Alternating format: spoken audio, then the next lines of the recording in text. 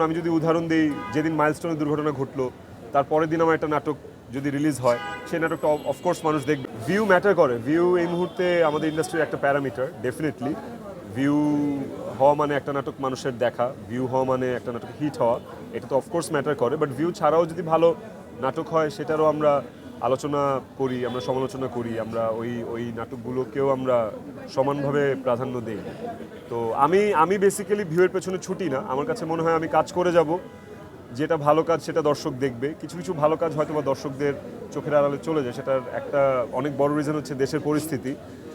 যেমন আমি যদি উদাহরণ দিই, যেদিন মাইলস্টোনের দুর্ঘটনা ঘটলো তার পরের দিন আমার একটা নাটক যদি রিলিজ হয়, সেই নাটকটা অফকোর্স মানুষ দেখবে না, কারণ তখন মানুষ ওই ট্র্যাজেডিটা নিয়ে পড়ে থাকবে। বা যখন সরকার পতন হলো ওই মুহূর্তে যদি কারো কোনো নাটক রিলিজ হয়, সেটা আশানুরূপ ভিউ হবে না, এটাই স্বাভাবিক। সো দেশের পরিস্থিতির সাথে আমাদের নাটকের ভিউয়ের একটা সামঞ্জস্যতা, একটা ব্যাপার কাজ করে।